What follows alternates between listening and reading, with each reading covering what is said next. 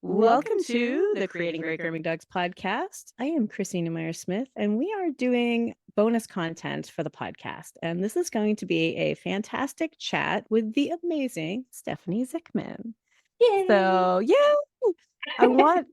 I want groomers to know that there are so many voices out there in the grooming and the training world working on cooperative care.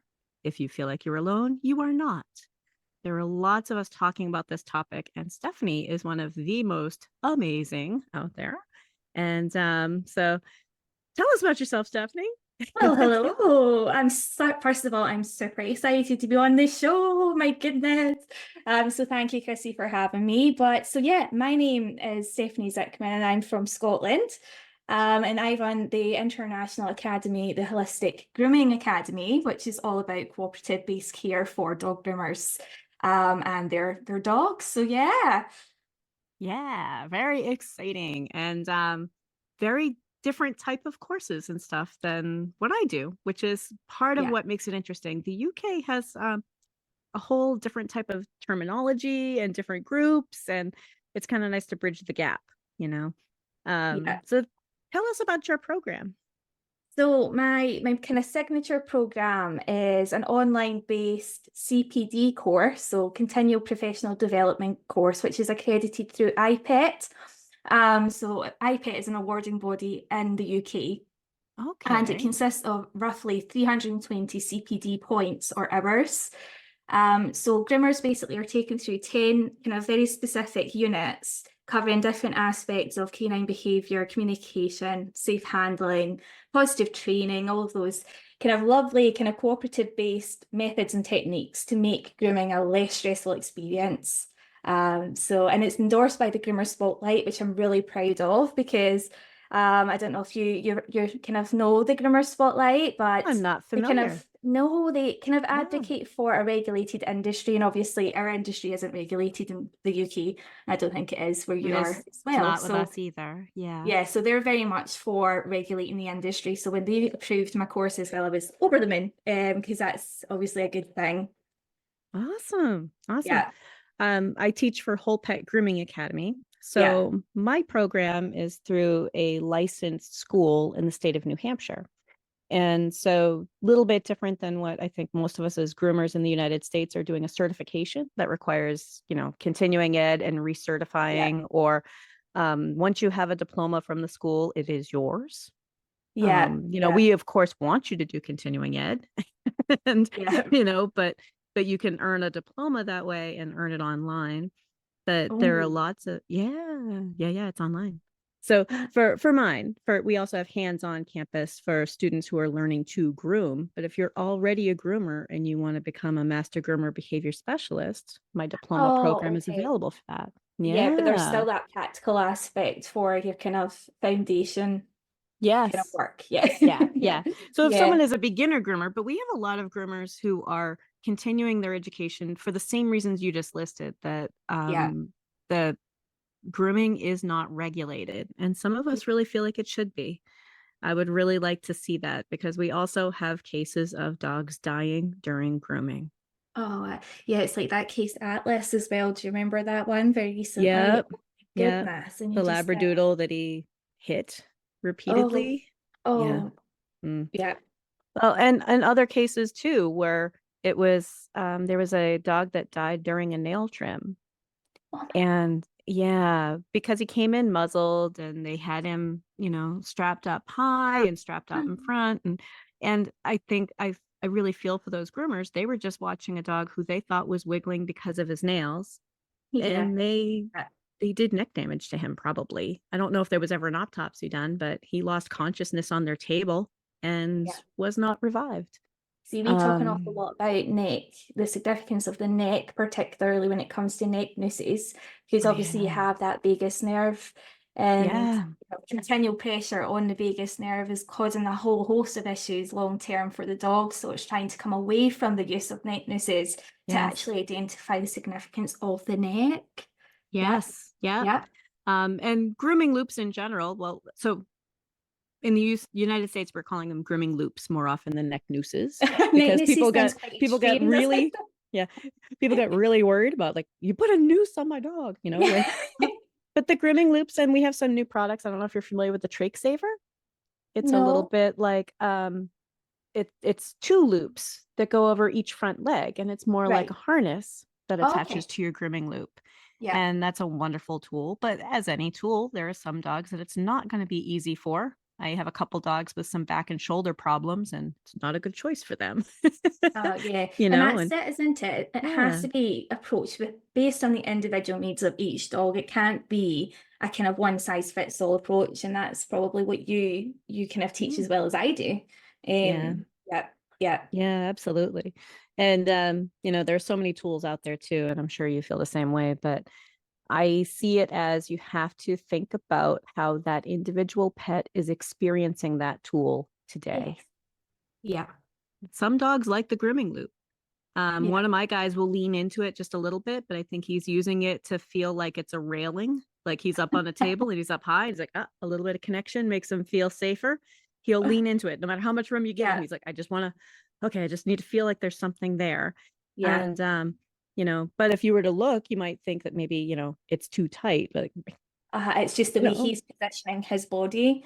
I think as yeah, well, there's a significant aspect when it comes to introducing, sorry, tools the right way, rather than just expecting dogs to accept various different tools. Yeah. absolutely. Yeah. Absolutely. I mean, grooming is scary.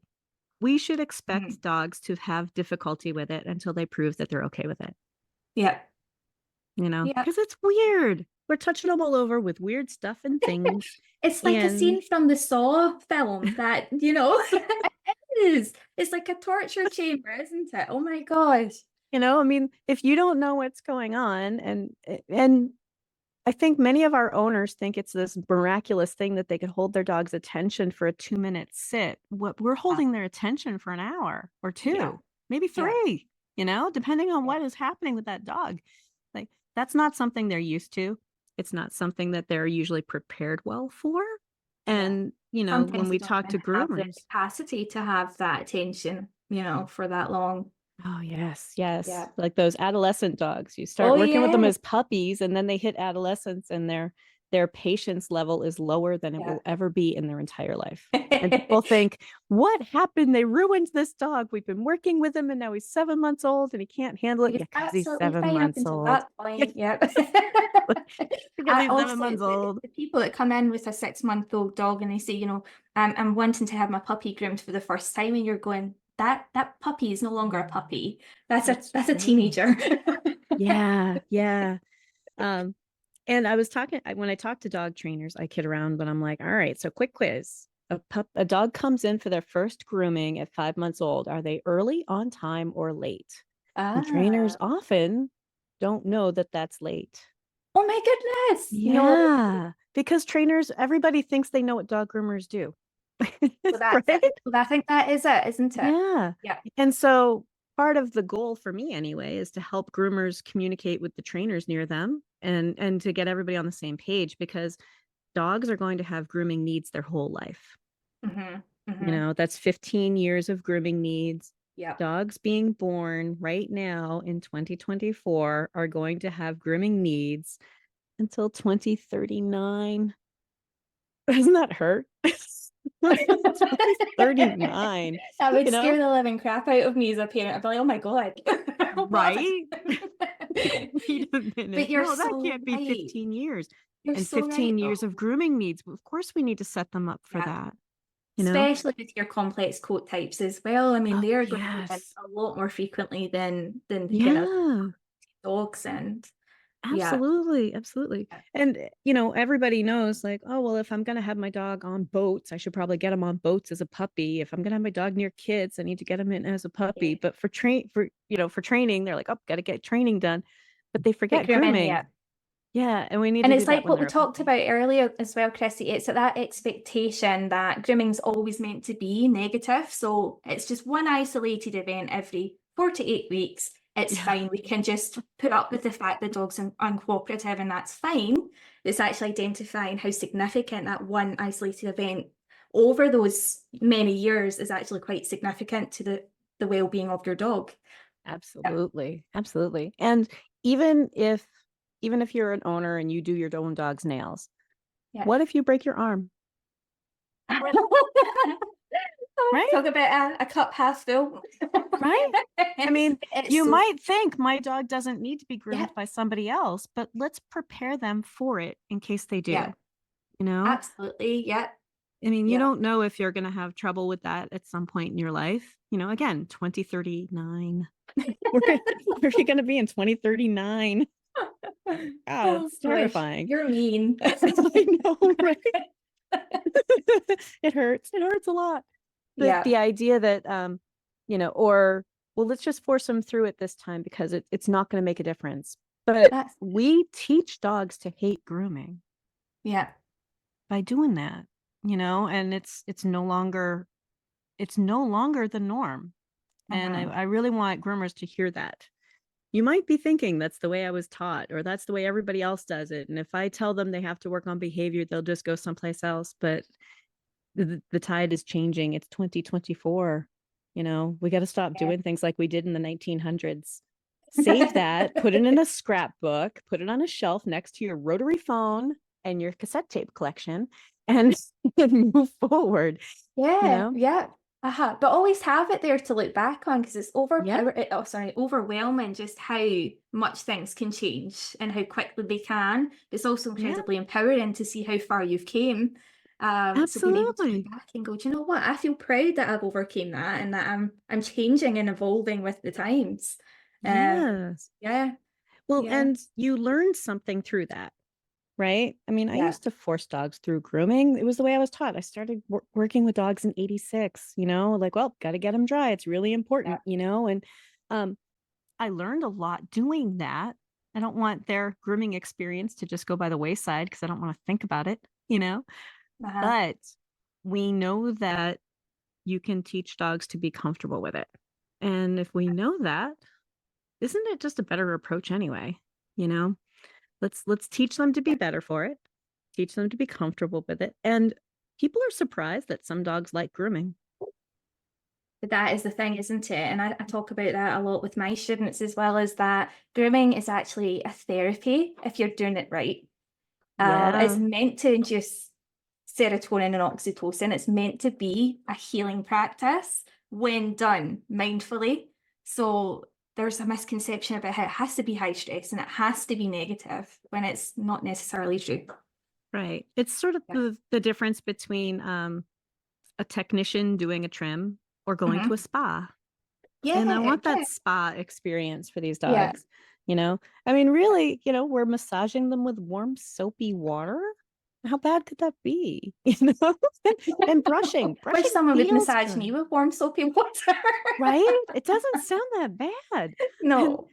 And then we are brushing them. And I had a kitty. I adopted a kitty years ago. She's now passed, but she was 9 when I adopted her, and she didn't know anything about being brushed, but she loved brushing. We got her to love brushing. And if the brush was on the floor, she was rubbing the brush on the floor. If I was brushing the dog, she was rubbing the dog. And she started off as a cat that was like, what is this thing? And I don't want it. Like, they like brushing. My dogs, if I'm brushing one, the other one's waiting in line. It is such a fantastic way to enhance that animal-human bond as well, isn't it? And if you look at even animals in the wild, they do that. They groom, they allo groom to enhance the kind of family unit. So it is something that your animals want you to do with them. It's a sign of a healthy bond. It is. You know, thinking about dogs that live together that groom each other. Yeah. You know, or the dog that licks you as well as a form of grooming. You know, one of my guys must think I'm very dirty. I don't know. Yeah, my husband, he hates it. He's like, that stop licking. And I'm like, she loves you. That's why she's doing it. You know, that this level of touch doesn't need to be uncomfortable or unpleasant. But if we think about it that way, then we've kind of normalized the idea that it must be uncomfortable, and it doesn't have to be. I mean, it can be if they're really matted or if they're sore, or, mats between toes. I'm super ticklish. I can only imagine what dematting between my toes would do. you know, but you as an owner, when we're talking to our owners, like tell them like the goal is for the dog to think like this is just normal, Yeah. relaxed and normal. Mhm. If you live with a dog, you don't need to brush every bit of your dog in one sitting. Exactly. Yeah. And it's the same with nails as well. I always say, Yeah. stop tackling it. You don't climb a mountain with one leap. It's Yeah. just small steps. Yeah. Right. Right. Yeah. It's like, the idea that it has to get done and it's super important today. That is true when it's emergency medicine, Yeah. Uh-huh. you know. And even then, the trend here in the United States is to make emergency medicine as pleasant as we can too. Mm-hmm. Mm-hmm. That's important Yeah. because we don't want them to become afraid. I worked as a vet tech years ago, and the veterinarian I was working with back in like 2000 was ahead of her time. She would have, after like a spay or a neuter, she would have people come in about once a week for cookies and just put them on the scale for a weight. Oh, So their wow. lasting impression is for something that was kind of uncomfortable, right? I mean, you try to keep them as comfortable as possible, but they had an experience Mm-hmm. that they left going kind of woozy, and bringing them in and building more good experiences like, nope, we're just going to come in, say hi to the vet, say hi to the techs, get a weight, Yeah. get some Uh-huh. cookies and some fun time. And her clientele was pretty amazing. Yeah. No expectations whatsoever. Yeah. Fantastic. Yeah, Yeah. exactly. Mhm. And they were pretty amazing. My Mhm. dogs love their vets. That's good. What is that sarcasm? No, they do. They Oh, do love their they? vets. Yeah. They do. Yeah. That's Yeah. amazing. Because Yeah. I would just bring them in and it's like cookies and fun. Unfortunately, I not to throw my vet under the bus, but they love it that there are a couple dogs that are super happy to see them. So they encourage all of the jumping and stuff that I don't want. But I'm like, you know what? It makes me Ah, look like a terrible trainer, but at the same time, they're just thrilled that these dogs are thrilled to see them, and they yeah, encourage yeah. all of the bad stuff and give them the cookies. And but when something does happen or when something is sore, my dogs are really good about it because Yeah, these are because they friends. trust those people. Yeah, Yeah, these are friends. These are in the trusted zone who are going yeah, to try to help them. And even us as groomers, if we spend time making friends with some of these dogs, it's a huge difference. It's a yeah. difference between the stranger doing something weird or my friend Chrissy doing something weird. Yeah, totally agree, honestly. And I think that more people have to be aware that that sort of thing does work, though. I think people are put off with the idea of wasting time. They think that that's a waste of time. It's Yeah, just, yeah. you just think more And people know that I idea. present to all of you listening or watching the idea that fighting with a dog every single time they need to get something done, that's the waste of time. Yeah. That's a huge waste of time. That's like saying, "Oh no, not again. I ran out of Mhm. gas. What could I have done?" Well, you could have gone to the gas station and prepared a little bit better. Yeah. Like It's it's a that huge waste of anticipation as time. well, isn't it? On the lead up to that dreadful vet appointment or that dreadful grooming appointment, you're on your Yeah. nerves. Like you're dreading it. Yeah. Yeah. I mean, we should be preparing for helping them through it. Yeah. And I don't know I don't know how you like to teach it. I think we all teach it a little bit differently, but I think there are so many voices out there talking about this right now. But I try to tell people, my own customers, can you give me 3 grooming sessions with Yes. letting go of any sort of what he looks like or what we accomplished and just work on behavior? Can you give me 3 grooming sessions to show you that this can work? And 100%. it doesn't mean that we're going to complete it in 3 grooming sessions. I make that very, very clear. Every dog is different and we don't know how long it'll take. Yeah. But every time I've done that, after 3 grooming sessions, owners are like, I am seeing a difference. I really had no idea that we could change it. Yeah. You I'm know? quite similar a setup to you as well, Chrissy. I have to say, minimum 3 sessions, but I say to them to fully expect between 3 and 6 sessions if we want to see some significant changes. Yeah, But yeah, absolutely. I think majority of dogs, you'll see quite a significant difference within the first 3 sessions if you do it the right way. Yeah. absolutely. Yeah. Absolutely. And sometimes an owner just needs to see that it's possible Yeah. because they've been told it's not. well, he's already 5. He can't learn. I mean, as a dog trainer, when I'm wearing my dog trainer hat, people are like, they'll call you about the puppy. Like, boy, I hope he doesn't have the habits my older dog does. But I Uh-huh. was doing private lessons in people's houses, and I'm like, oh, I work with every pet in the house. So Hmm. he's going to be in here in this lesson too. And their 5-year-old is learning stuff because they just didn't know that dogs could continue learning. Yeah. Yeah. And so some of these myths that are out there, dogs hate having their nails trimmed. Which dogs? Where are you getting that from? Or that dogs hate being groomed, or of course he's like that. That's what all dogs are like for grooming. Or that's why I brought him to you because he bites. I know he bites. Like, that's not okay. We need to be kept safe too. We're not here to Yeah. get So why is that hurt. though biting? Yeah. Yeah, yeah. So some of these myths that are still out there, and the Hmm. idea that, oh no, we can teach them to be better for it. And if a groomer is out there and they're like, yeah, I'm just not ready to hear it, or I like the idea but I don't know how to do it, I can't let dogs leave looking ugly, they have to be even, they Yeah, have that's to look a big one. perfect. Yeah. You don't. I And think if there's you so put much pressure, isn't there? So much pressure on groomers right now to achieve that aesthetically pleasing trim. Yeah. yes, Yeah. which is what most of us want to do you know Yeah, I um started with that. I wanted to perform in competitions and things. I've changed now. I'm a terrible stylist. Hands up, I am. But they all start with that kind of ideology of being a good stylist and having those beautiful, fluffy trims and yeah, yeah. yeah, and those fluffy trims are so fun to do. They're I mean, the lovely. artistic part is the grooming part, but Yeah. behavior is logic chains and puzzles. Mm-hmm.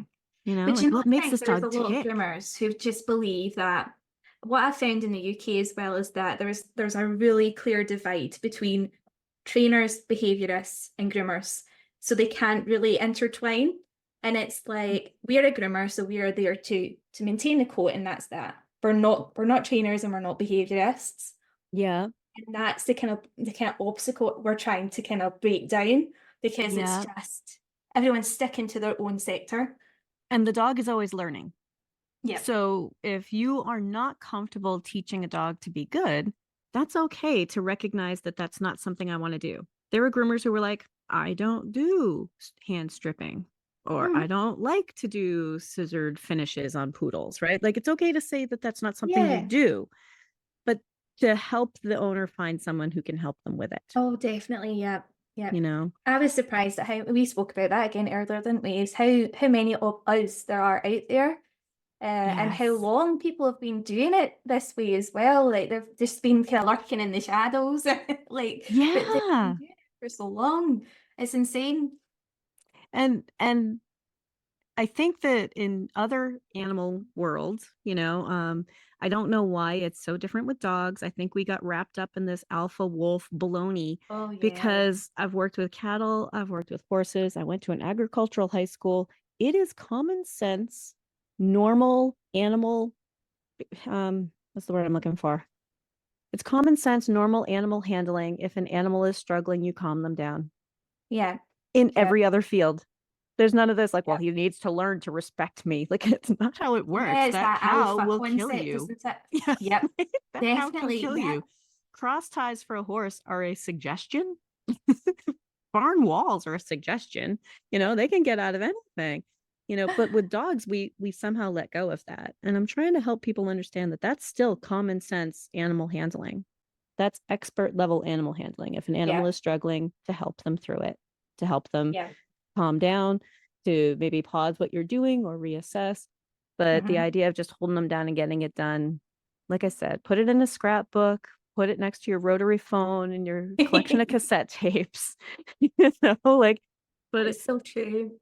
put it in your past, store it in the attic, look back once in a while, but we just need to get away from it. It doesn't serve us. It doesn't work toward the future of grooming for that pet. No.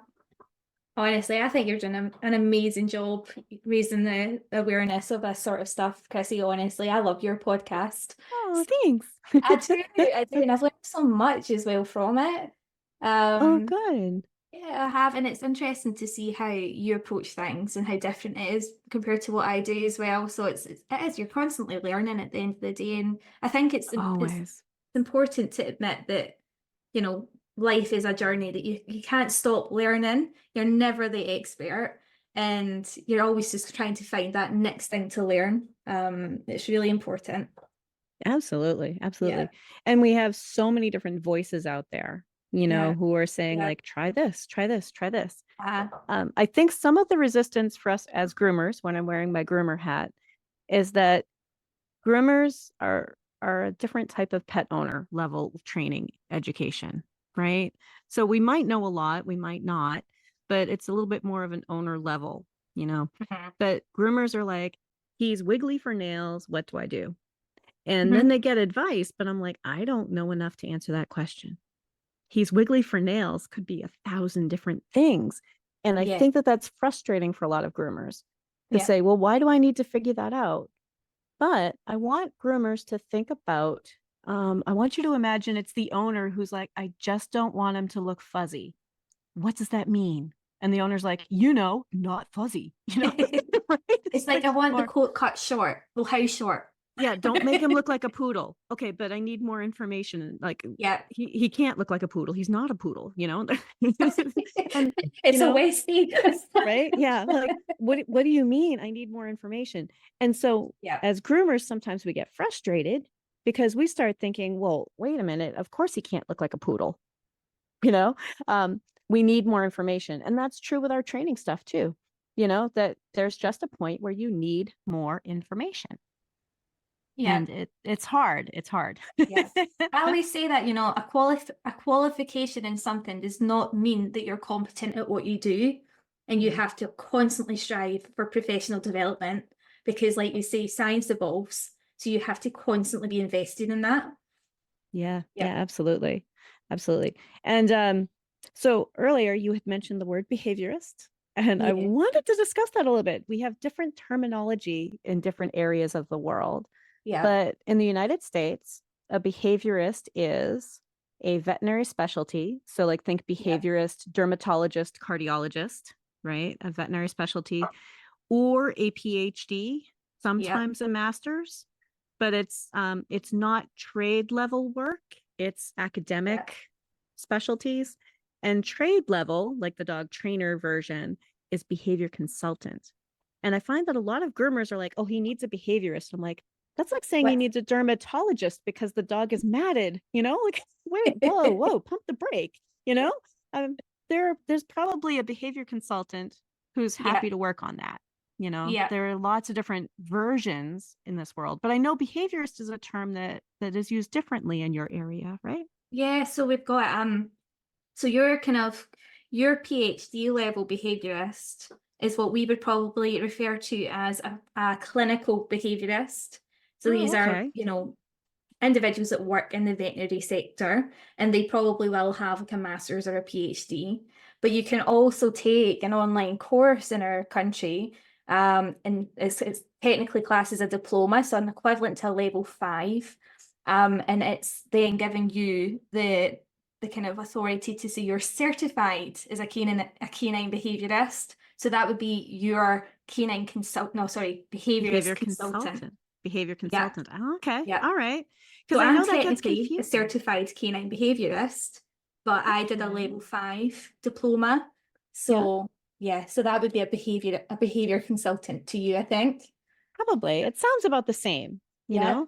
two And years of study. But yeah, nothing as advanced as a PhD.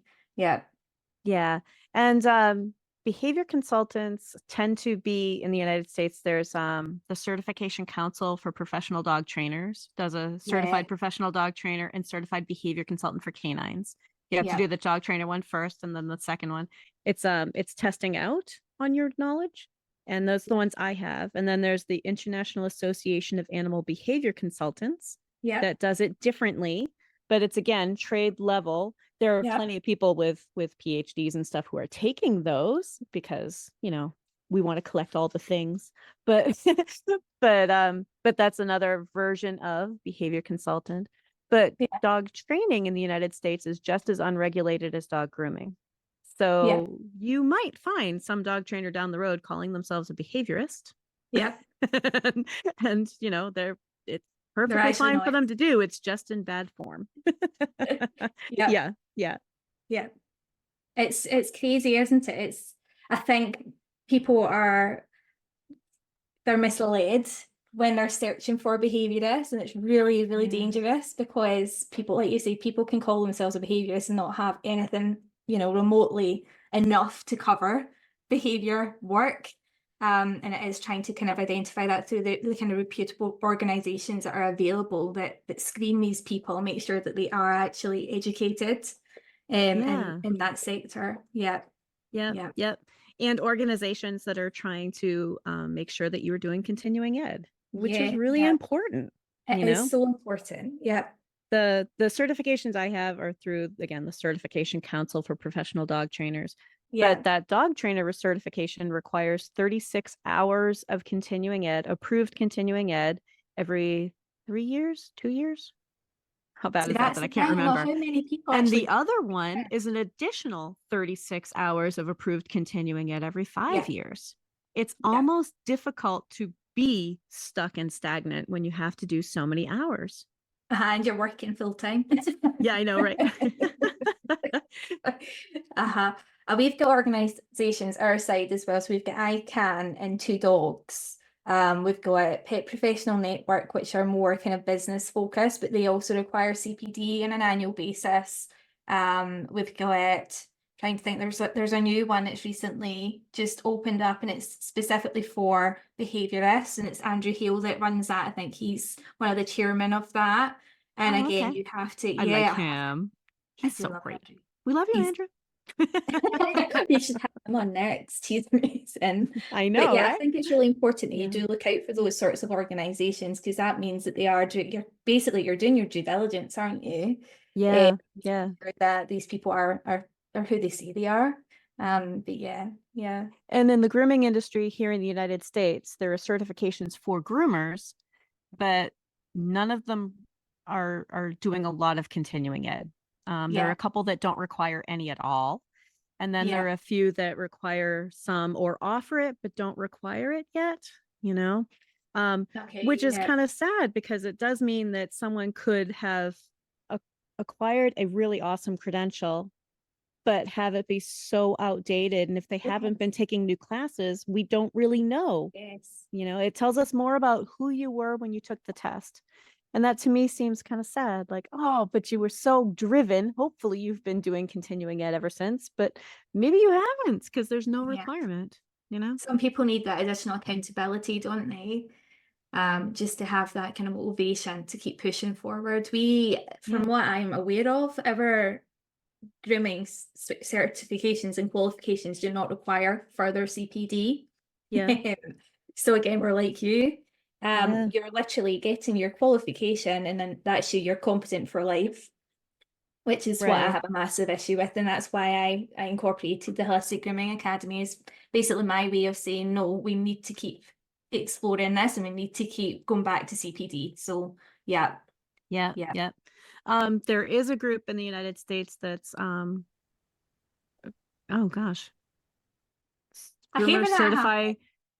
Groomers certified credentialing. Shoot, I can't remember its name. Sorry, now I've got a dog barking too. Organization as well. I'm like, what's it called again? But they are requiring continuing ed, and all of the classes at Whole Pet are approved continuing ed for your PGC. No, that's amazing. So because PGC is kind of new, there aren't too many people out there doing it, but there is approved continuing ed out there at Whole Pet. So you know what the else idea that continuing ed is so important. It is as well, and making sure that the content is up to date, because you also assume CPD will be up to date. But like even some of the qualifications I've reviewed recently for groomers, and there's suggestions now, you've got your further recommended reading resources and things like that. They're referencing people like Cesar Millan, and these are the kind of areas where we go, right, okay, we're not really learning. We're updating our curriculum, but we're putting in quite outdated theory. So again, I think it's really important to be able to kind of pull in the right individuals as well for those recommended resources. just, you know, giving people a better direction. Yeah, yeah. A more valid one. And there are times where you might go to a classic book, right? I mean, you might Yes. go and I know in my classes, like Patricia McConnell's The Other End of the Leash is a Uh-huh. classic. That's a Uh-huh. great first level book, you know, Uh-huh. like go ahead, become you know, familiar with her work. Yeah. But then we also have stuff that's very, very new, you know, Yeah. and that's really important to have this balance of, Yeah. you know, but some of the stuff is outdated and it's hard. It can be really tricky to see what's Yeah. outdated and what's not if you're Yep. assuming that the person you're learning from is totally up to date. Well, that's it. That is it, isn't it? Yeah. Yeah. Oh, it's a There's a mind. People are going to leave this conversation feeling really depressed. That's it. We're giving up grooming. no, no, no. But you know, you think about there's also you have to be brave to make a change. Thinking Yes. about different grooming things that I've looked at over the years where I'm like, okay, you know, I remember when I was learning, you plucked ears and you plucked them till you could see your reflection shining in that dog's ear, right? And Yeah. then I went to a seminar and I was like, ooh, that could be causing ear infections, you Mm-hmm. know. And then I talked to my veterinarian and then I talked to other professionals and I chose to stop doing ear plucking except for rare occasions. And that was kind of a hard sell with my clientele. I could But there imagine are that. times that you have to do Yeah. that, you know. Yeah. Yeah. We're, as part of the BVA here as well, we're not obligated to, as groomers, pluck ears now. It's technically a veterinary procedure. Is that the same for you guys? We were never obligated to do any of it because No. again, we're entirely unregulated here in the Well, United yeah, that's States, true. you know. Yeah, but it was standard. When I Yeah, you first were started, expected that was to. totally standard. Yeah. And if anybody out there is listening, I will tell you my very small house call group, because I don't have tons of customers. I am house call. No new ear infections happened when I stopped plucking. And a Isn't bunch of that fun? dogs that always had ear problems, a bunch of them cleared up and a few of them stayed the same. So that's a very small sample size, but it was enough for me to say, okay, I'm going to stand by this. So, Yeah. Yeah. Well, but it ask was a a poodle hard and I don't sell. pluck her ears and she's absolutely fine. Yeah. Yeah, yeah. I did have a Havanese poodle mix for a while that had excessive ear hair. And that was one Oh, of the few exceptions because their vet yes, was I can't always hear giving them you. ear medications and stuff. So under their veterinarian's instructions, we were doing some ear plucking, but we were not plucking out to all of it being gone. We were Mm-hmm. plucking it out to be a little bit better, And to just to be get able to some get oxygen and air into be that. able to apply medication, Yeah. you know, Oh, like, yeah, yeah. you Uh-huh. know, There are but always exceptions, isn't there? Yeah. yeah. But that's a comparison to when we're telling you to tell owners that, hey, I am not going to hold him down and do his nails with a muzzle on while he screams, even though we used to do it that way.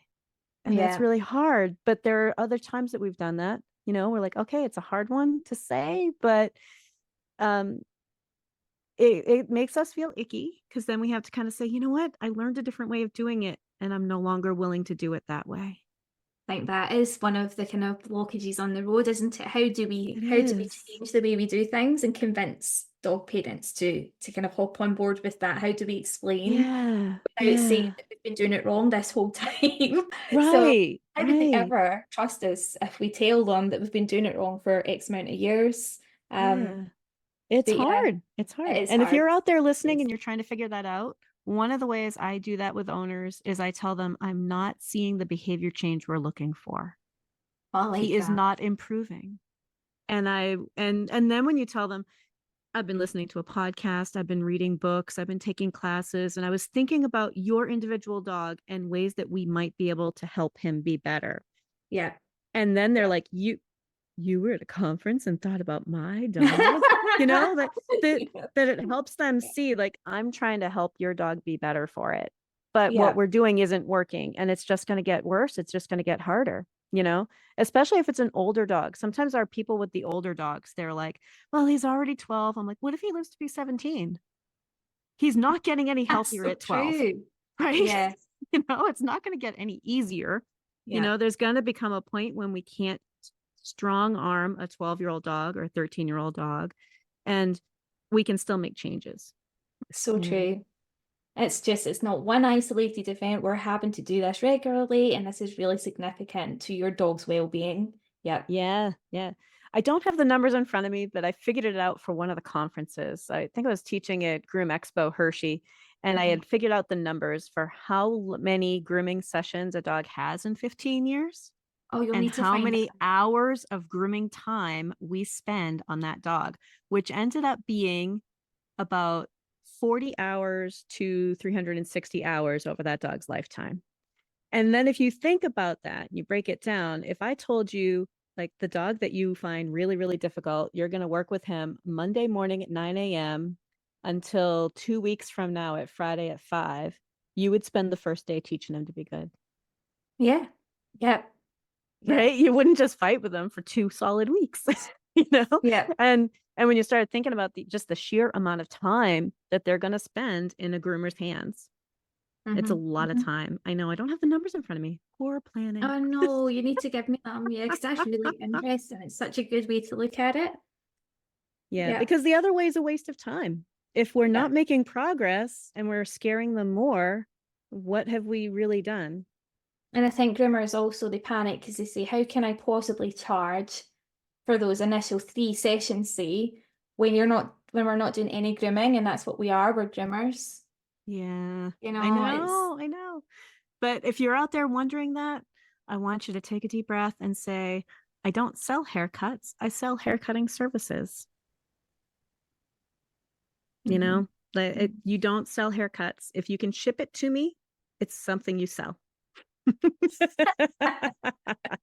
And you know as well, like if you look at it, right, if you have a dog that's getting exposed to a traumatizing grooming session over a prolonged period of time, those behaviors are going to escalate as the years go on, and eventually you're probably going to have to succumb to going to the vets and having either sedated clip off, which is going to be a lot more money, or like a full like general anesthetic clip off. So when you think, which is not safe for our older dogs. Right, exactly. There are a lot of dogs that are getting dental work put off because they're worried about what's going to happen if they get, put under for it. And that's the reality. You're going to come across that at some point if you don't start working with your dog cooperatively. Yeah, absolutely. And I think I'm sure you probably run into the same thing, but I see a lot of dogs with behavior issues because it's sort of my specialty. It's what I like to do and I enjoy them.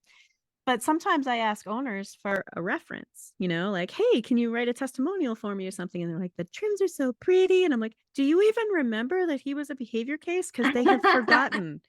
Because if you do the behavior work, that dog becomes a normal grooming dog for you. Yes. That's the dog that is a joy to groom, a pleasure to groom. That's the dog that greets you happy, and we play and we do our thing and we can make them look cute. Yeah, cherry on the cake. That's what I always say it is. We're making, we're making the sponge, and then eventually we'll get the cherry on top of the cake. We'll have the icing and the cherry on top of the cake. Yeah. But it's a recipe, isn't it? You need all of the ingredients to work before you get that beautiful cake. Yeah. And parts of the foundation process can be boring. I mean, if you're going to paint a unless wall, you're like me and you. Yeah, I know, right? But if you're going to paint a wall, you want to do like a whole bunch of sanding and prep and make sure that everything's nice and smooth. And that part might be tedious and boring. But if you spend the time doing that, your finish will be lovely. I love that analogy. And sometimes I do that for the car guys too. I'm like, your behavior problem as your expert groomer, I'm telling you that we need to work on this behavior problem. And I tell the car guys, I'm like, it's like bringing your car to the mechanic and saying, oh, I don't want new brake pads. I just want this part done. But the mechanic knows what your brakes need. Yeah. You don't get the brake job you want. You get the brake job you need, or you get turned away because they're not going to open it up and do partial work because it's dangerous. And we as your professionals understand the danger. And we're trying to tell you, like, that's not safe. And it's a specialized skill set as well. It's something that you can charge really good premium pricing for. So it's another additional incentive to do things like that, and actually take the time, because it's a really good specialized service. It really is. And it's in demand. because every once Yes. in a while you're seeing an owner who reaches out to a grooming community and says, I'm looking for a groomer who's going to not trim his nails if he's scared. And sometimes they get flamed, Oh you yeah. know? And I'm like, I totally would do that. I'd work with your trainer, you know. I might have, you know, I might want to collaborate with your trainer and make sure we're all on the same page. Yes. And you know, like, let's all work together to help your dog be calm, comfortable, and cooperative. You know, I was going to say it. Calm, comfortable, and cooperative for whatever it is we're doing. But yeah, collaborate. And I don't need to get that nail Love trim that. done Yeah. because you know, some of these owners are getting told, like, no, he needs it done. We're not wishy-washy with these dogs, and you're being spoiling them and Too don't, you know, and soft. Yeah. yeah. But instead thinking I'm preparing my dog for a future of nail trimming, a future of Yeah. grooming, Always looking a at the long. lifetime. Yeah. Yeah, yeah. Yeah. And there is a point where I think some of our older dogs aren't learning very well anymore. You know, I mean, All I those get that. cognitive diseases and things as well, which Yeah, I really, get that. yeah. But they're also fragile. And if we spend time helping them be comfortable, crazy thing happens. Most Totally. animals respond to someone trying to help them be comfortable. Yeah. Yeah. Well, that's a funny concept, isn't Isn't it? it? So wait, Yeah. she's trying to help me be comfortable with it, you Yeah. know? Mm. Yeah. Ah. And they do respond well to it. And you can make modified grooming sessions, you know? Oh, yeah. Yeah, absolutely. And I think that sometimes groomers are like, oh, but it's going to take so much longer. I want you to consider this idea if you're out there listening. If a dog can't handle the regular amount of grooming, why do you think he can handle an extra hour? Thank you. Yes. You Uh-huh. know, Split let's it up. break it into smaller Yeah. pieces. Yeah. Give owners like, hey, listen, let's do a bath one day, Oh, you yeah. know, and a trim another day, or just do nail trims on a separate appointment if that's the only thing he's worried about. But these endurance runs with dogs who are literally struggling, Yeah. it's not going to work. I mean, And we see, have I used to so do many that, decades of evidence it doesn't work. Yeah, no, you're so right. Years ago, I used to do that. I used to think, you know what, I'm going to take my time and I'm going to, I'm going to add on an additional hour and it's going to be fine. So I'm going to break it up. But then you forget that, shorter attention span, if you've got an older dog as well, even more so. You've got bladder control issues as well that you have to think about. And there's just so much. Why not just split it up? Why not? And you Yeah, actually, you yeah. won't get that because you're a house call groomer. So they're already in there, trusting, safe environment. I've worked in lots of shops, so yeah, I get it. So there you, well then, yeah, Yeah, it's like, yeah. why don't you adapt it to that then as well, rather than having that elderly dog travel into the salon? Why don't you house call and go there? And that's one Mhm. thing less for them to worry about as well. Yeah. Yeah, which is another place where we as dog professionals can collaborate. There are Mhm. times when someone's like, "Oh, I really want him done house call," and I'm like, "You know what? I'm not sure house call is good for your dog. I Yeah. would rather you go to some of these elderly dogs. I'm like, I would like to do him in 10-minute bursts, but unless you're willing to pay me to sit on your couch and drink coffee in between when he's resting, like that's not I'll really a take good use of. I mean, I will if you want me to, it. but in a shop environment, Yeah. he could come out in like little 10-minute increments and go back into a doggy bed in a crate and Yeah. Yeah. be managed differently. And we need to be willing to say that, like, hey, Yeah. let me find the right situation for you. And I in think my it's adaptation, experience, isn't it? those owners remember that you helped them, and those owners refer people to you. That's it, word of mouth, isn't it? Yeah. Yeah. Yeah.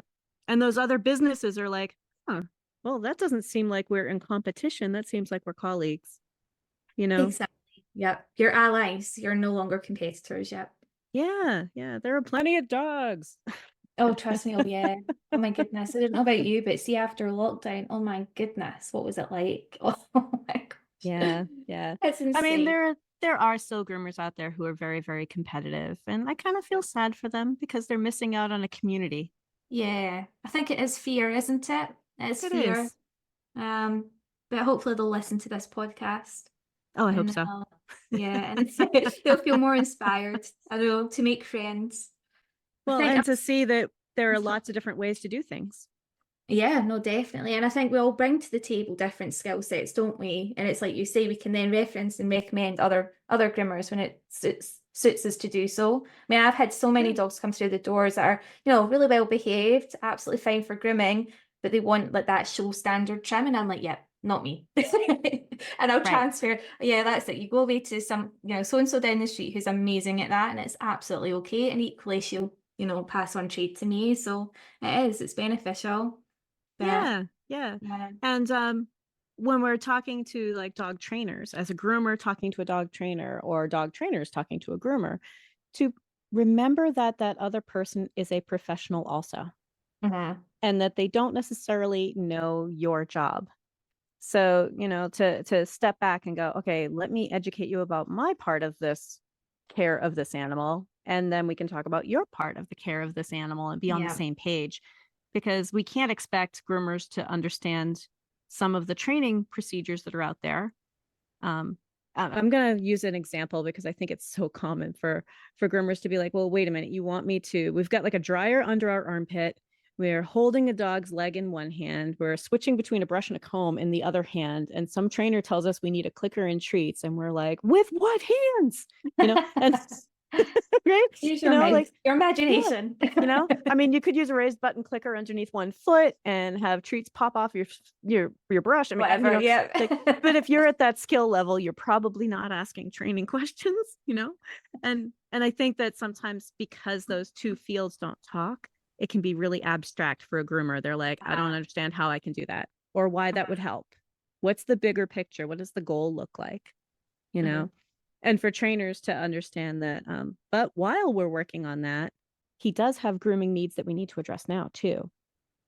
While we're working on all this comfort stuff, how can we work on the important things like, getting around his eyes, the mats in his armpits, or preventing those, like there are some needs that we do need to meet, and groomers, I think groomers think that everything is a grooming issue. If Yeah. you walked down the street and you saw a dog that loses his mind if a dog is in sight from like 100 feet away, I want you to think, I wonder what he's like in a grooming shop with a bunch of dogs. Like, you might be thinking you have a grooming problem when really you have a dog with another type of training problem that of course is going to show up when strangers start touching his feet. Yeah. It's not an isolated event. Yeah. It's so fascinating, isn't it? It's like it's trying to connect the dots and realize that everything's connected. You've got an uncooperative dog in the grooming salon, the chances are he's struggling outdoors as well, and it's trying to work with, like you say, the professionals to have that consistent, synchronized kind of approach to care. Yeah.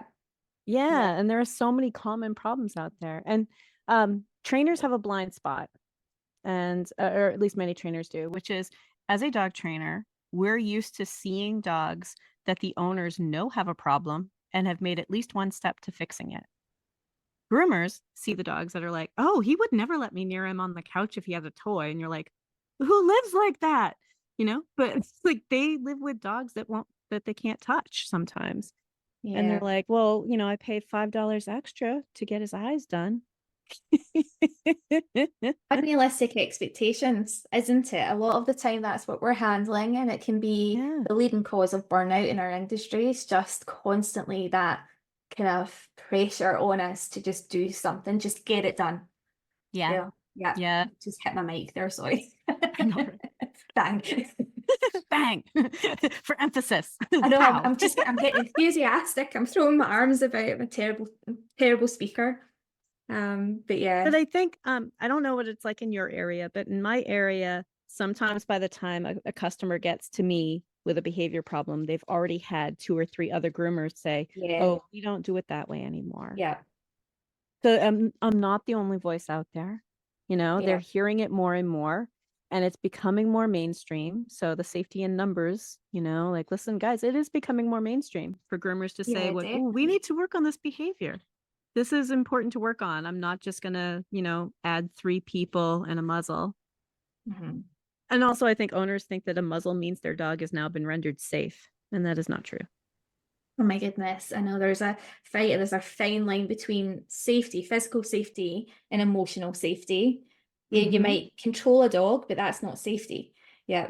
Right. Yep. Well, and even if they are muzzled, there are lots of ways for them to hurt us. Oh, yeah, yeah. And there are lots of ways for them to get hurt.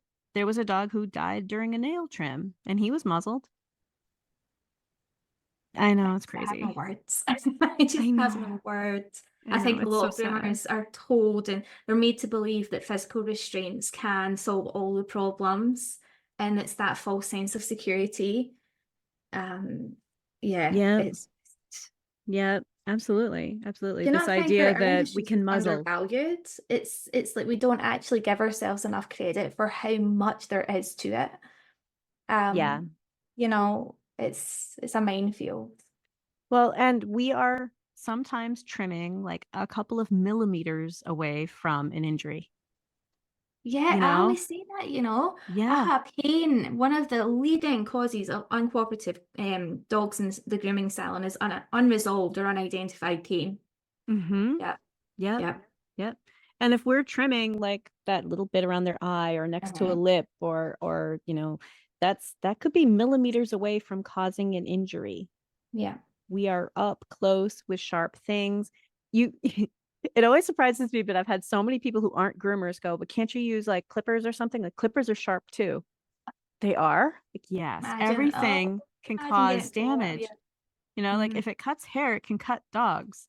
You're like, Mm-hmm. oh, the idea that like we're using safety equipment or something. I'm like, no. Did you ever see that the viral video that went, I don't know if it was TikTok or it was one of the social media platforms, and it was the wee vibrating puppy Oh, toy yes. and the groomer trying to trying to groom it, trim it. It was so funny. But that is like our jobs a lot of the time, isn't it? I mean, we Oh, compare yeah. it quite a lot to obviously veterinary care because they are obviously working with sharp tools, but most of the time these dogs are sedated, they're fully under general anesthetic. It's a completely different scenario for us because these dogs are moving about. They're up and Yeah. about and moving. Yeah. Yeah. Next to eyes, Oh, edging an ear, the you genital know? area. Oh, that gives me the fear. It really does. Yep. Yep.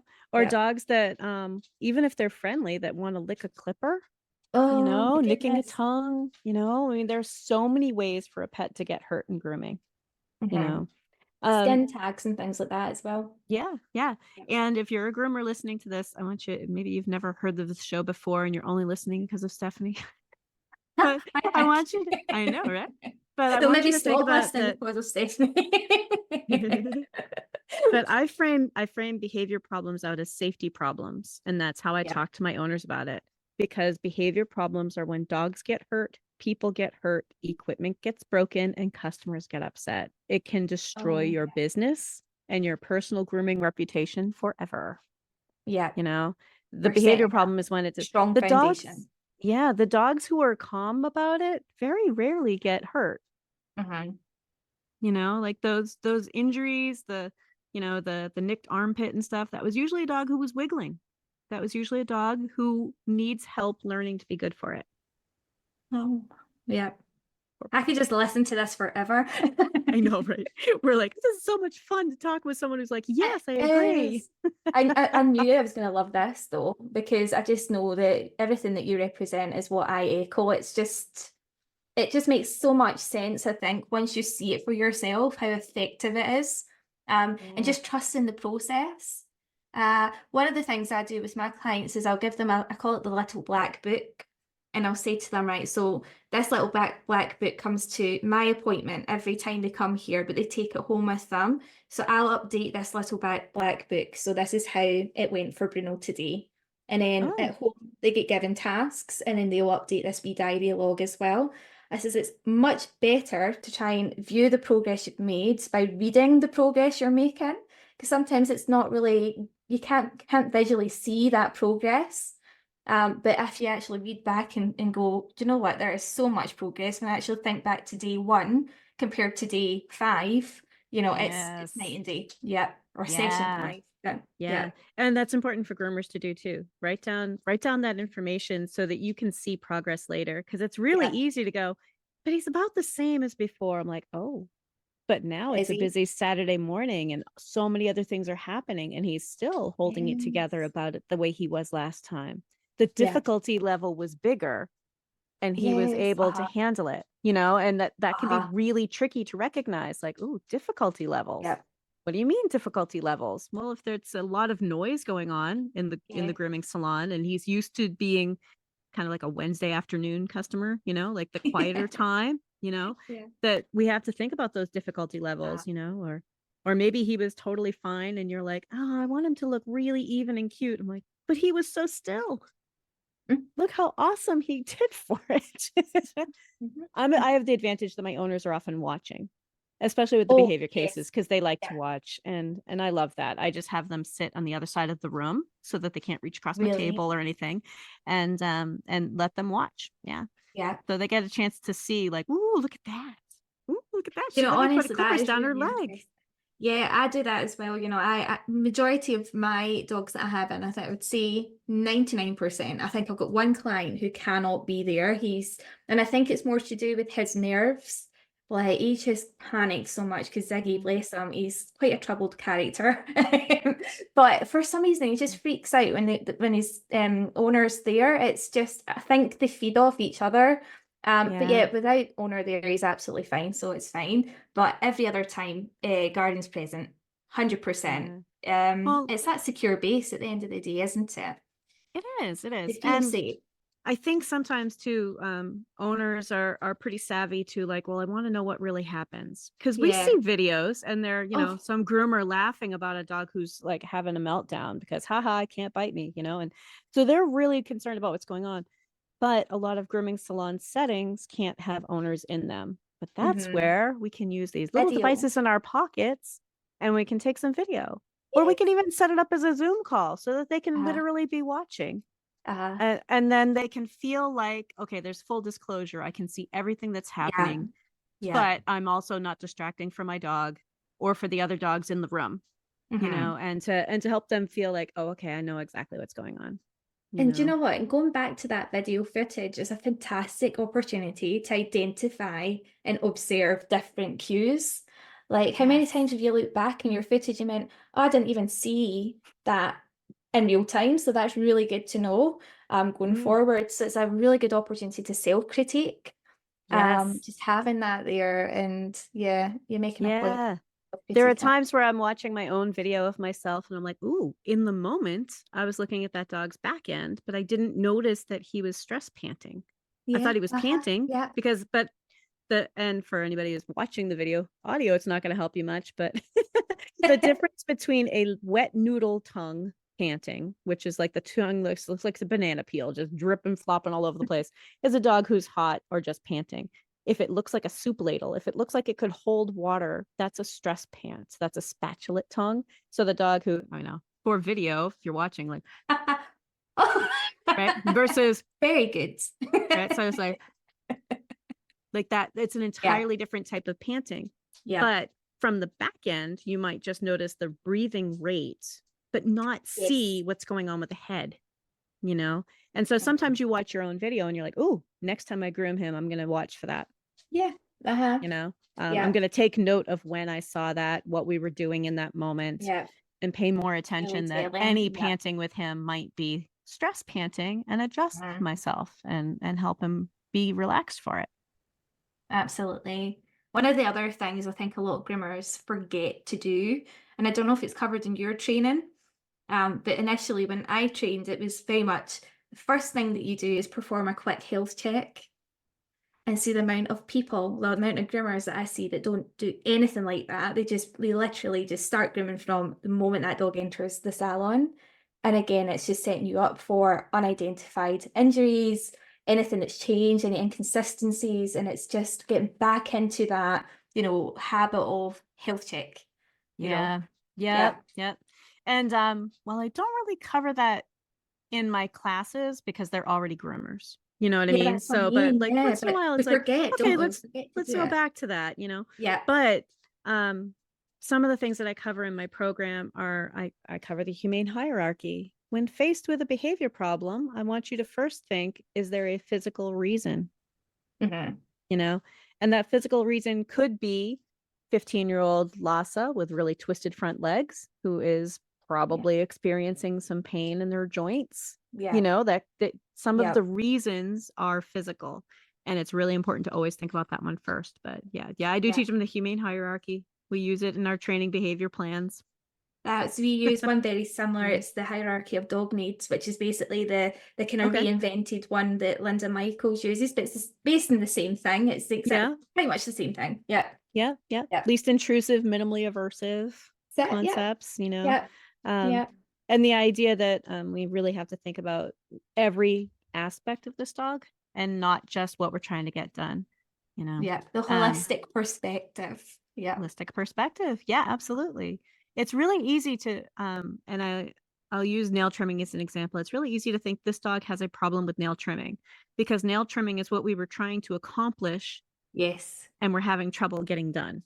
But there are a lot of dogs that have some other issue, and no amount of massaging their feet is going to change the issue if it wasn't about their feet.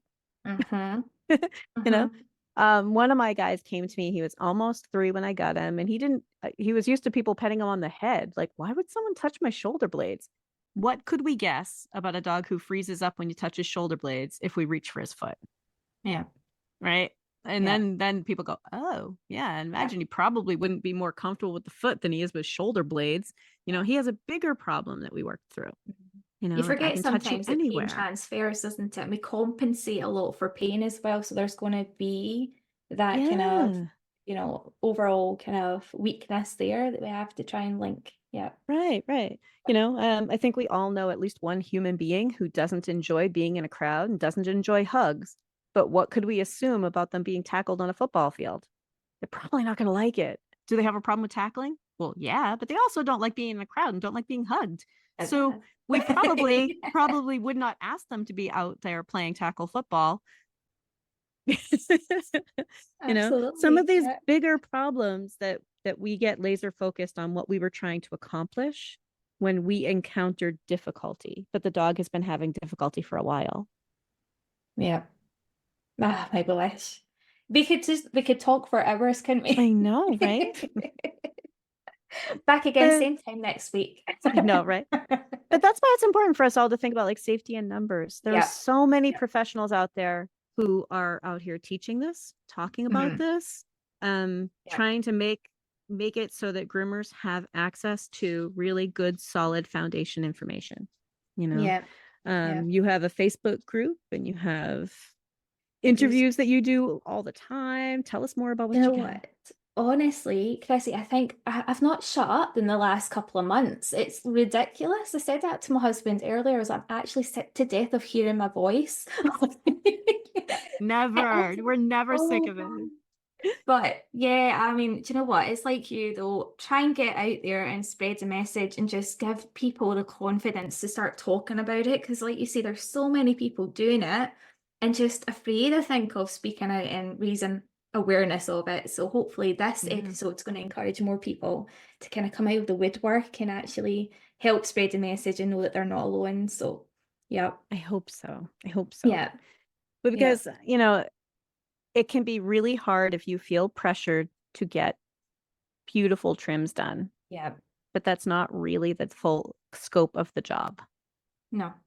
You know? I always say it's grooming and styling are two different things, but they're two sides of the same coin.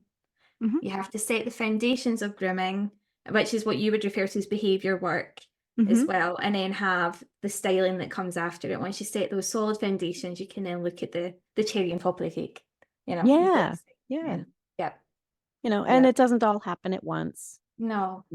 And it varies as well from dog to dog. Like you can have such a quick progression for one dog and maybe a slower one for another, and it's all very relative. And it's not necessarily anything that you're doing wrong.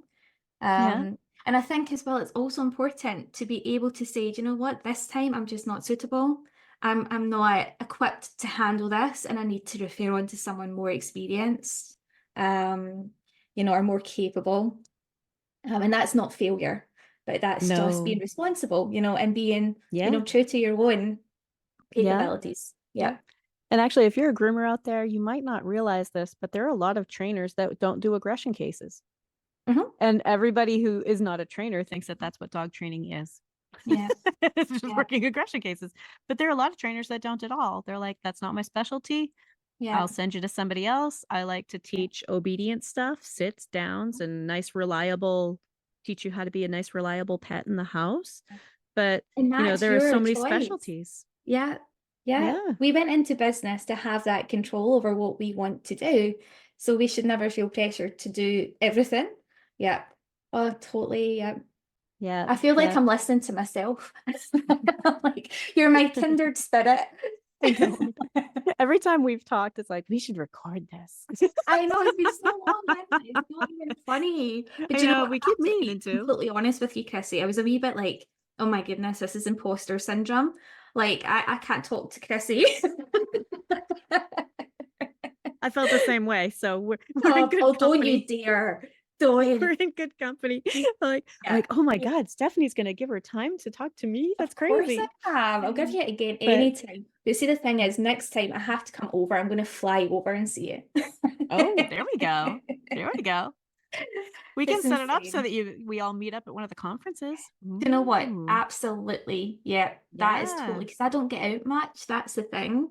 Yeah. When you've got young family at home, it's hard. But yeah, definitely on the cards one day. So hopefully we'll get to see each other in person. Yes, I That'd hope be nice. so. I hope Yeah. so.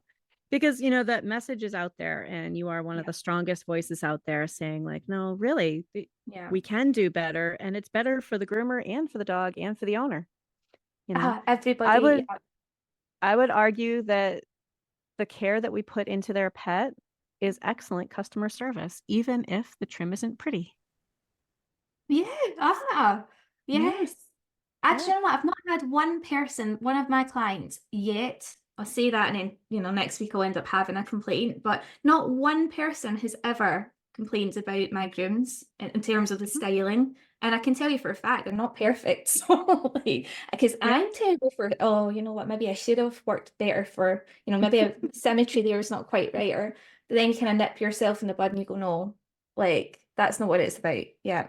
Yeah. Like, oh, maybe Yeah. one of these days I can get her to look cute. And her owner's like, she is cute enough. She is Exactly. I just love her just fine. as she is. Yeah. She was giving you kisses and, like, I've had owners cry like, oh my God, she loves you and we're doing okay. And I don't care what she looks like. Make her healthy. Yeah. It really is good customer service. And once in a while, you'll I have an owner who is like, no, I don't care. I've done this with all of my dogs. Put a muzzle on them. Maybe you need a stronger alpha to get this done, and some of those people, I'm like, it's not safe and I'm not going to do it that way. It's not and you have safe. to learn It's to say not no. effective. Yeah. I'm sorry I couldn't convince you, but I'll fire an owner. I won't fire a dog. 100%. I think that is in it. It's like you say, you can't feel pressurized to do something if it goes against your own values, because like you're never going to sleep at night doing something that you're uncomfortable with. I think you just know. Yeah. I wouldn't miss any sleep, to be honest, if I said no to someone like that. And as dog groomers, we say no for other things, right? Oh, he's totally matted, but I want him brushed out and I need to pick him up in 2 hours. No. Yeah. Like, no. I know his nails are really long and it'll make him bleed to cut him, but I want him cut down to the right length. Some of the show people used to do that. I'm like, no. But listen, you don't need a professional to do it wrong. Have you ever, cut your nail like too close to the quick? Oh my gosh. There's nothing painful. It's so painful. Yeah. And we tell them no. The owner that wants some crazy haircut that, we're like, if we're like, no. Sometimes we do it. I mean, sometimes a crazy haircut's fun, but some of those things we always get our double coated dogs shaved down with like a 40. Like, I don't do that for you. I'll explain to you why. I'd like to sway you toward my opinion, my professional opinion, but if that's really what you want, you've got to go someplace else. Times, isn't it, that so many dog parents, and I'm not dissing dog parents because I think a lot of them are amazing, but there's certain individuals that get dog and don't quite understand what type of breed they actually have, and then they expect to have them morphed into what they expect them to be. It's like what you just said there. Let's just shave the coat down. It's double-coated breed. Like, do you understand what that means? And they don't. And they don't. They don't. Yeah. I remember having a client years ago, and it was a Labrador, and he was like, how do I stop this dog from shedding? He's not meant to shed. He's short-coated, and I'm like, Oh my God. You cannot Yeah. stop it. Yeah. Oh gosh, Yeah. no, And no. I think sometimes they're listening to just random people online and taking that as expert advice. I'm like, nope, that was random. Somebody on Reddit or Facebook who's Yeah. got just as much experience as you do And it's answering your infuriating because questions, there's so many boldly, followers. boldly believing every little bit of it. It's Yeah. such a good thing, isn't it, technology, but it's such a dangerous thing at the same time because it's given everyone a platform. Yeah. Yeah, Yeah. yeah. Yeah. So actually I will say I started a different podcast and I haven't mentioned it on my show yet. And I don't think we started it with Lisa Herbold and Denise Haro, and we're Okay. calling it The Knowledgeable Pet Owner. So Oh, we wow. talk about these various topics. So Yeah. actually yesterday we recorded one about fleas. But talking about things like, why can't you make my dog look like the dog in the picture, Mm-hmm. and coat types and stuff. Mm-hmm. How Wow. lots of these kind of issues, like some dogs it's against, how do I want to word this, for some dogs it's not in their best interest to shave them down, Yeah. like let your Yeah. groomer decide what's in your dog's best interest today Yeah. based on coat types today. But Mm-hmm. sometimes owners are like, oh, I just want to stop the shedding, and we went over like a little bit about shedding, like, you Yeah. just Yeah. can't. But yeah, Yeah, so we and have. on the flip side as well, it's actually been able to identify that if there is a medical reason why that dog should be clipped, Mhm. equally, you have to say to the dog parent, well, actually, yes, okay, he's got beautiful show coat, but it's just not suitable anymore for your dog based on his medical condition. Yeah, Yes, yeah, your yeah, dog is not a show poodle and does not need poodle feet, but yeah, I like it. I'm like, but he does not like it, yeah, and he's not a show poodle, and his yeah, arthritic little knuckles can't handle it anymore. So yeah. no. So I think there's obviously there's always a flip Yeah, side. I think there's extremes yeah, in either side that needs to be yeah, addressed. Yeah, yeah. yeah. And back to every dog is an individual. Every Yeah. situation is individual. There are very few always and nevers. Hmm. I don't have a whole lot of always and nevers. I've Yeah. heard people say I always use a happy hoodie. I'm like, I've known a couple dogs that thought happy hoodies were scary. Yeah, I've You I've not know, had much success with the happy um, hoodie, I have to say. yeah, I I've known think a as well it couple takes that think away it's from the scary. facial expression, doesn't it? So if you're looking at observing the face, Yeah, yeah. I've known a couple that thought it was scary. And Yes. Yeah. I'm not against muzzles, but I'm also not the first to reach for a muzzle. Like there are lots of, No. and anytime I hear someone with always and nevers, I'm like, I don't know if that lends enough scope for the individual. And you also have to think about evolution. Back then it might have been okay to do that, but that science evolves. So what we're saying never to do today might be Yeah. something to do in the future. You Back to know, those ear plucking things that you always, always, always did, right? yeah, yeah, Yeah, yeah, yeah, yeah. But it is all about the individual and trying to help that individual dog today, which might be different than who he was 2 years ago. You that know, as well. yeah, Yeah. you know, some of these dogs, when they get older, how we as humans tend to notice a difference about every 5 years, you know? Yes. It's about every Uh-huh. 5, Uh-huh. that I notice with our senior dogs about every 6 months. Oh, wow. Yeah. So, they get to be about 12, and 12 is different than 12 and a half. Yeah, that's really It's, interesting. and One I'm of not the very things scientific, just anecdotally what I notice. it's just But what I've but when you observed. talk to owners about that observation, like, you know what, it's like our every 5 years, and the difference between 70 and 75 could be huge. And the That is so difference between true. 13 and 13 and a half can be huge. And things that maybe he could endure 6 months ago, he's having trouble with now. That is so true. That is so true. One of the things I've observed lately, I've lost two dogs in the last 2 years. I Heartbreaking. know. But how, I was following all of that. oh, were you? Oh I my was. gosh. And and this is the sad thing is as well as Nala, she's my female Tibetan Mastiff. So she's always had terrible health. Always, always. So it kind of prepared ourselves for losing her first. And then obviously as it's transpired, she's still here. But what I've found is that with every dog that's passed, the behavior of my other dogs have changed so much, like so, so much. And it's depression, isn't it? It's grief, and you forget, like, sometimes as well, dynamics in a family when you lose someone. And you know, that's something to consider in the grooming room as well, is that if there is a multi-dog household and something like that has happened, then you have to consider that there's also an element of grief as well to consider with dogs and how that impacts on behaviorally. Yeah, Yeah. absolutely. Sometimes there's stress levels when kids move out to college, or Yeah. you know, like Yeah. Yeah. their stress levels based on things happening at home.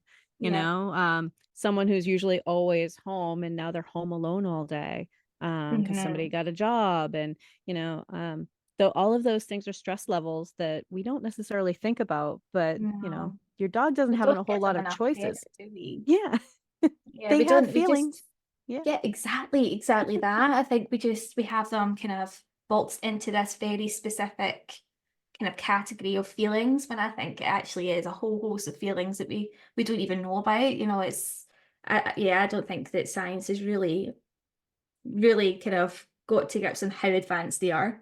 I think that they are more advanced than we give them credit for. Um, yeah, just my observation. There's nothing scientific to back that up either, but yeah. Well, I think it was early 2000s that they started doing more research on our Yeah. domestic dogs and on our pets, because for such a long time it wasn't really considered scientific. There are Uh-huh. so many variables with our pets. Yeah. There's so many variables that it was really hard for them to say, like, okay, well, how would we limit the scope of this? Because Yeah. every household is different. It's not like, you know, these dogs in cage A, we can totally monitor what they do, you know, but the Canine Cognition Project and, you know, things like that, there's so much more research into Yeah. this rich life of our dogs. And personally, like, I mean, I love all animals, but I think dogs are pretty epic. They Yeah. really are Yeah. unique. They are, aren't they? I mean, what other Yeah. animal could adapt so well into our society? Like, you don't really give them enough credit for that at all. Like, it's insane. It is. It is. Yeah, And they deserve the best from us. they do, and that's why we're here. And that's why That's what we're we're here. doing. Yeah, we're And that's trying. why we're encouraging other professionals to give it a try. Give Yeah. it a What is go. it? Male Angelo said, do the best you can until you know better. And then when you know better, do better. Yeah. It's such a good mantra. Yeah. It is. It is. And if you've been doing it in a way that now you look back and go, "Oh my God, I was stressing dogs out." Listen, you're in good company. I have been Yeah. there. I have stressed dogs out. I look back and go, "Oh, if I knew then what I know now." Yeah. But I also have to forgive myself for doing the best I can with the knowledge I had. Yeah. Definitely. And I'm the same. I think everybody can see that. Nobody can see that they haven't done something to cause an animal a form of distress. So yeah, being Yeah. more compassionate, I think, to ourselves. Yeah. Yeah. Yeah. And to people who haven't really necessarily made the change yet. You know, Yeah. it's really easy to look at a professional who's still saying, well, we're going to muzzle him and while he screams and we're going to get it done, and to look at them and maybe be judgy, but instead think like, oh, They're just not how ready can I yet. reach you? Yeah. Yeah. How can I Yeah. reach you? How can I inspire you to try something else? You know, Yeah. I kind of want people to, even if they don't agree with the kind of things I say on my show, to tune in, to be curious. Yeah. You know, be curious. What if it helps you with just one dog? And the rest of the time you're thinking Chrissy and her freaking snowflake, you know, like, and that's okay, you know. But what if it does help with one dog, Yeah, you try and know? prove me wrong then. Yeah, go and try it and see what happens. And if it doesn't work, then fine, keep going as you are. But yeah, I think it'll work. Yeah. Yeah. Yeah, but I think it'll work. Yeah. Yeah. We don't hear your dogs in the background. I know you keep looking over. We don't hear them at Oh, all. honestly, because I'm like, I'm dead paranoid. Nala's right. No? Nala's hilarious. Nala thinks she's a lion. I didn't realize until I went to Africa. When was that, last year? And I can honestly, the lions are amazing. So you hear them all the time, and they're just talking. You know, that grumble. Nala does Yeah. it, and Oh it's yeah? like nothing. She just lies there and goes, "Rrr, rrr, rrr." And I'm like, that. Oh my Wow. goodness, can you hear that? Nope, But we she's don't not hear it at doing all. anything. She's just lying down. And she's just laying So. down. What kind of dogs do you have back there? Can't So really see. I've got Nala. She's the female Tibetan Mastiff. She's a big red ginger dog. And we've got Lola, the miniature poodle, and we've got Honey, the miniature dachshund. Oh, wow. So That's an I've got a interesting mix. little mix of pups. Yes, I have. And oh my goodness, I'm terrible. And Honey wasn't meant to happen. I microchip puppies as well, so that's something that I do on the sideline. And I went up to this breeder's house to microchip Honey and came back with Honey. So, my husband didn't know a thing about it. I just left her sitting in the kitchen, and he came in and he hadn't noticed for about 20 minutes because she was so tiny. And she just sat there for ages, really quiet. And then it wasn't until about 20 minutes had passed and he turned around and he was like, what is this? It's like, well, that's Honey. But yeah, do you know what? It's hard, isn't it? I think they're contagious dogs. There's something about them. Yeah, yeah. I have border collies. I have Brock and Poe, who are now 11. One of them's almost 12. One of them just turned 11. And yeah, I keep telling my husband, I'm like, time to start thinking about the third dog. He's like, there's no third dog. No. We're not gonna have 3 dogs at a time. It's I'm like, hard, this is the good time to think about it. Yeah. Where these dogs can show a newer dog the ropes, Yeah. He's like, oh, do you know what? Around. I had 2 border collies. They were siblings years ago, and it was when I was with my ex as well. And we lived in a farm, and the farmer he had working collies, and the collies had puppies, and I used to go and help him look after the puppies. And then one day I got a knock at the door, and he arrived with these 2 puppies. Like, there you go. This is just for all the kind of help you've gave me over the last whatever months. And I was like, oh my God. Unfortunately, at that time, I was still very young. So I was 18 at the time. And my partner at the time, he was 10 years older. When we broke up, he basically took the house and I moved back with my parents and he got the dogs. And I was heartbroken. So yeah. Otherwise, I would have still had them. But oh my gosh. And they lived. I think they're still alive. They'll be a good age. They'll be about 12 or 13 now, won't they? Yeah. Wow. Yeah. The border collie I grew up with lived to be 18. Well, a month shy of 18. Yeah. And my last border collie lived to be 14. So what's the secret? For the 18-year-old? Yeah. That my mother fed her crap and just got lucky. I don't know. Honestly. Right? Yeah. Yes. Then the 14-year-old got like all the best of everything and I often wonder with that, because my mum's dog, she was 20 when she died, my mum's childhood dog, and that was the same. It was the scraps off the dinner table that she got her whole life, and you think, it was junk food and crap and canned whatever. Yeah. Ugh. Yeah. Yes. I think just fortunate genetics sometimes, because none of them were from a breeder. My 2 current guys aren't either. That I mean, sometimes just a genetic crapshoot, isn't it? Yeah. That's a completely different topic. I know, right? Genetic crapshoot. Tune in next time. Likewise. It's been so much fun though, Chrissy, honestly. Thank you so much for taking the time. It's so much fun. Honestly, so much fun. I'm a bit starstruck, I have to say. I was saying to my shit, like I'm about to pee my pants. I'm that excited. It's so bad, isn't it? But I think it's amazing how people can connect from different places, like all over the world. Like I can't, like it's just like, what time is it over there? It's almost 2:00. 2:00 in the afternoon, and it's. You're what, 7 or 8? 7, 10 to 7 at night here. It's insane. I'm about to. I have a student in New Zealand, and we have class on noon on Monday, but it's Tuesday morning for her, and we were always like, "What's happening in the future?" It's insane. I know. Like I always say that as well, because people say, like, when do you work? And I'm like, all hours of the day, because you've got students all over the world, so you have to be available all hours of the day. Wouldn't change it for the world, but it's insane. It is insane. It is. It's neat.